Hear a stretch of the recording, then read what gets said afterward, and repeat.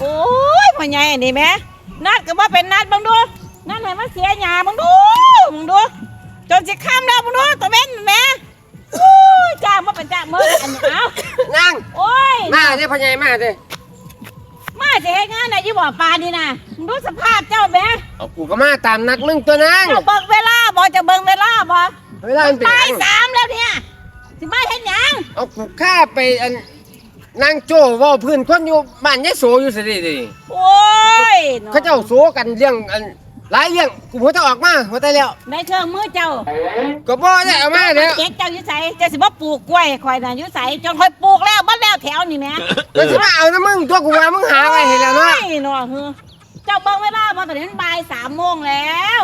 เลิก5 โมงตอนนี้บ่าย3 เวลาใดก็เอารถกู โอ้ย กูว่างงั้นได้กูก็มาตัวเนาะ โอ้ยเจ้าข้าตัวนอนคักแน่เนาะพ่อใหญ่เนาะ กูไว้นอนกูไปเว่าเพื่อนคน ว้าย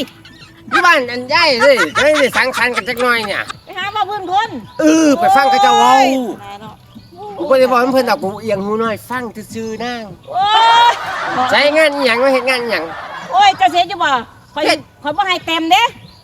เอาเท่าใดก็เอาตัวพอได้จักอันกดหน่อย ข่อยให้50 บาทพ่อใหญ่ ไม่ เพราะว่ามันเหลือแค่ตอนนี้บ่าย3 5 โมงนี่ก็เลิกข่อยให้เจ้าแค่50 บาทเจ้าก็เฮ็ดบ่เฮ็ดก็บ่เป็นหยัง โอ้65ช้าพอได้กดหน่อยนาง ข่อยให้ 65ช้า แค่50ขึ้นไปเจ้าก็ไปเฮ็ดฟ้านั่นเลยดิอันนี้ข่อยปลูกแล้วเบิดแล้ว โอ้ย เฮ็ดหรือบ่เฮ็ด เอาพอได้กด เอา หน่อย ไปเฮ็ดไปพุ่นฟังพุ่นไป เออ อุ้ยเจ้าก็ได้เนาะมาเบาๆไม่ลำเวลาดีแล้วนะขอหายซ้ำนี่ปกติขอจะว่าหายเลยนะขอจะไล่กลับบ้านเลยนี่ขอหายเจ้าซ้ำนี่มันดีแล้ว